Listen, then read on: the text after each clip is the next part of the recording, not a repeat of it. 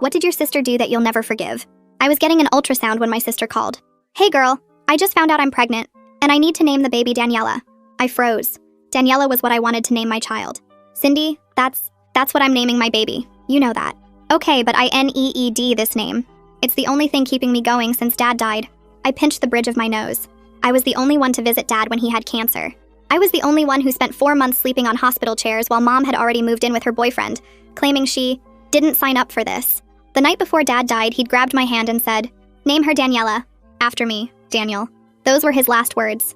Cindy, Dad specifically asked me, "Lucy, I already told Grandma. She's so excited about baby Daniela. You know how confused she gets with her dementia? 2 Danielas would be too much." I looked at the screen showing my daughter, just 8 weeks from being born, already Daniela in my heart. We'll talk about this later. By the time I got home from the appointment, Mom was at my door. "You need to pick another name," Mom announced, not even bothering with hello. "Cindy's already committed to Daniela." Noah, my husband, looked up from assembling the crib. "Are you serious right now?" "I co-sign your mortgage," Mom said, her voice cold. "I pay your car insurance, your phone bill. Cindy has had 3 miscarriages. Let your sister have this one thing, or I'm cutting you off." The pressure was suffocating, but I stood my ground. The breaking point came when I went into labor. 22 hours in, exhausted and vulnerable, Mom and Cindy arrived at the hospital.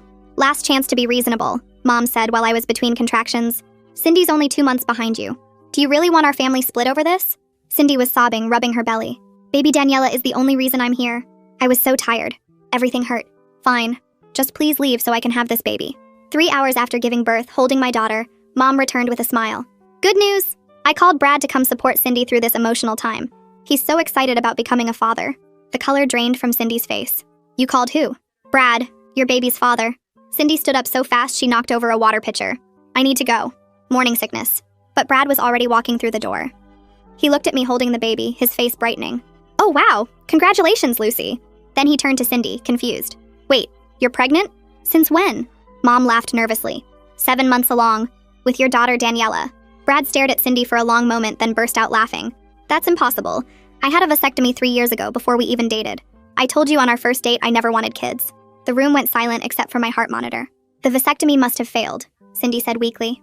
Brad pulled out his phone. "I get tested yearly. Here's last month's results. 0 sperm count." He looked between us all, realization dawning. "Oh my gosh, is this about that inheritance thing? You called me last month asking if I'd play along for some family money. Offered me 10 grand to show up at family events." "Cindy?" Mom's voice was barely a whisper. "Grandma was going to leave everything to Lucy." Cindy exploded. "I had to do something." "So you lied about being pregnant?" It made Grandma so happy. I thought about all the ultrasounds she'd sent me. Those pictures, Google images,